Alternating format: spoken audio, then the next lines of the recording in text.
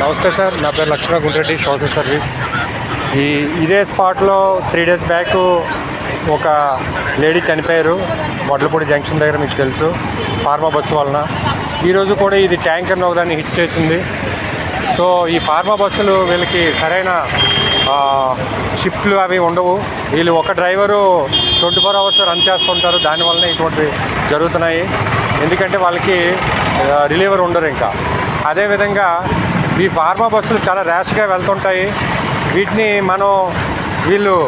వీళ్ళకి ఒక bus stop అంటూ ఏముండదు. వీళ్ళు ఎంప్లాయీస్ ఎక్కడ పడితే అక్కడే ఉంటారు, ఎక్కడ పడితే అక్కడే ఆఫ్ చేస్తుంటారు.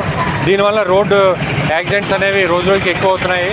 ఈ రోడ్ సేఫ్టీ పరంగా మనం వీళ్ళకి ఈ బస్ స్టాప్స్ అనేవి మెన్షన్ చేయాలి.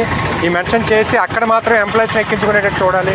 అదేవిధంగా ఈ ఫార్మా డ్రైవర్స్ అందరికి కూడా, అన్ని ఫార్మా కంపెనీ డ్రైవర్స్ అందరికి కూడాను ఒక అవేర్నెస్ క్యాంపు నిర్వహించాలి.